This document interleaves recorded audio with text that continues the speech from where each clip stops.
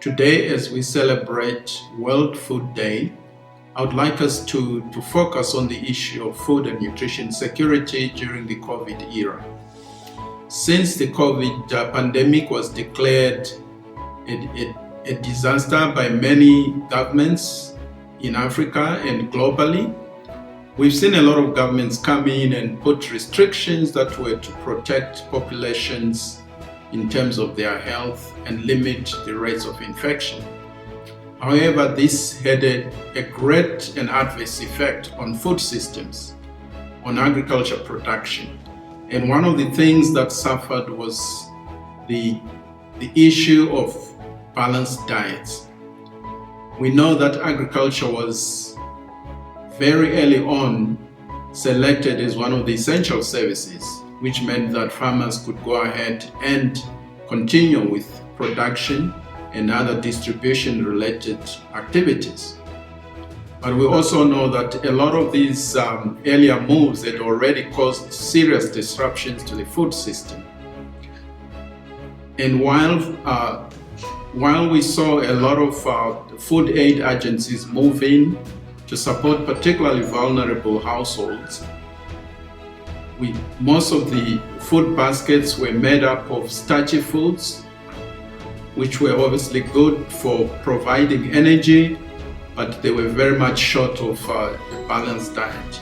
There were not enough fruits, not enough vegetables in those food baskets. And naturally, when you have a disaster like we had, balancing the diet is probably the last thing on people's minds. They just want to make sure that people get some energy into the system. And what we saw is that perishable foods such as fruits and vegetables would obviously be the first things to suffer and be taken out of the food basket. Now, we have a simple solution, something that is not novel. We all know about home or nutrition gardens. These are simple things that almost anyone and anywhere can do. What we're recommending is that each household, even those that have no access to land, can go ahead and grow some vegetables for themselves, for their home consumption. And if they get an excess, they could always share it with their neighbors and maybe even sell some.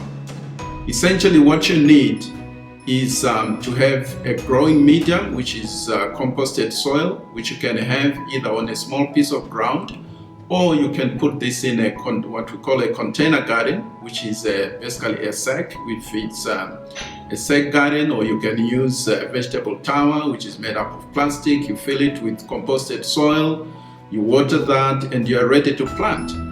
And one of the challenges, of course, we know is that most households may not have access to seed. So those who want to go out and help communities could help them with a starter pack of seed, and the rest they can go ahead and do for themselves. You don't need a lot of water, especially with these container gardens. You can go ahead and plant, and within a matter of weeks, you already have some vegetables that you can have access to as a household. And it means that even if the shops did not have these, you can actually depend on your own production. This works because I've done it. I have a small piece of ground, and you can see from the pictures that this is something that is practical and is doable. Those who would like to help the communities can go ahead and help them to access seed. Alternatively, they can provide them with seedlings. Thank you.